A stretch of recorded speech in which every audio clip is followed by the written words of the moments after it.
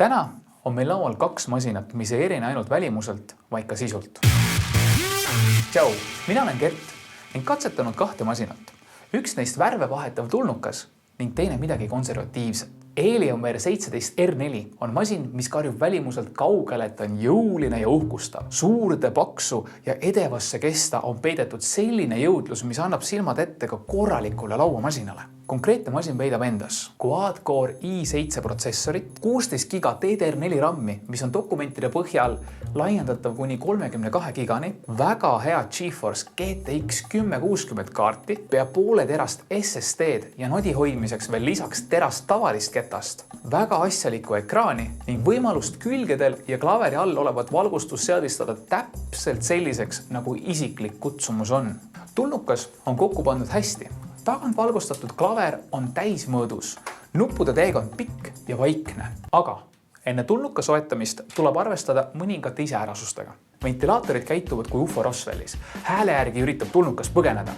Kahjuks on asukohaks sinu laud ja masinaks inimeste poolt ehitatud rüperaal. Need ventilaatorid on valjud ja millegipärast pöörlevad täiskiirusel ka keskmise koormuse all. R4 on alternatiiv üle keskmise lauamasinale. See aga tekitab loogilise probleemi. See 17-tolline UFO on suur, paks ja kaalub üle 4 kilo. Igapäevaselt kaasas kandes on mõistlik käia samal ajal jõusaalis. Kui nüüd iseärasustest rääkida, siis välimust väga ei puuduta. See jääb inimeste enda otsustada. Küll aga nii suurde kesta oleks mahtunud veel rohkem sisendeid ja väljundeid ja oluliselt suurem trackpad. Ja kui küsida, kas ta jooksis minu käes kokku? Jah, korduvalt. Seda aga ma ei pane tulnuka süüks, vaid pigem tarkvara halvaks optimeerimiseks. Teine masin, mida katsetasime, oli ThinkPad B51, mille esimene emotsioon on tõsiselt konservatiivne ning sosistab kaugele, et on tööloom. Selles seadme koostöö kvaliteet on super ja disain piisavalt tagasihoidlik, et kaasa võtta ka kõige snoobimale kohtumisele. Tagant valgustatud klaviatuur on disainitud mugavaks kasutamiseks väga pika aja vältel. Protsessor on asjalik, quad-core i7. Suurimaks eeliseks aga on Quadro niinimetatud graafikakaart, mida kasutavad erinevad projekteerimis ja nii edasi firmad. Küll aga on sellel konkreetsel seadmel paar puudujääki. Sellises hinnaklassis eeldan isiklikult minimaalselt 16 giga RAM-i. Ekraan on küll kena, aga resolutsioon natukene madal. Sees on vaid üks SSD ketas, mis on maru pisike, 250 giga. Punast nibu kommenteerima ei hakka, see on tobe ja võtab palju väärtuslikku ala enda alla. Olgugi, et kergem ja väiksem kui Alienware, on ta siiski liiga raske, et mööda linna ringi osta. Selgitame välja, kellele nad on.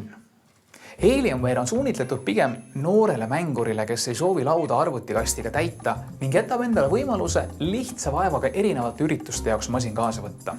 Kindlasti on ka sihtrühmaks perepapa, kellel pole ruumi mängimise ala eraldamiseks.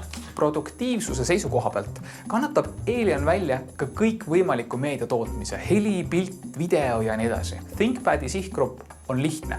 Inimesed, kes vajavad quadrokaarti oma töö tegemiseks. Küll aga viimastel aastatel jäänud quadrode järgi vajadus järjest väiksemaks. GeForce ehk tavatarbijaliin on muutunud nii stabiilseks, et maailm on täis 3D firmasid, kes just oluliselt odavamat teed pidi läinud on.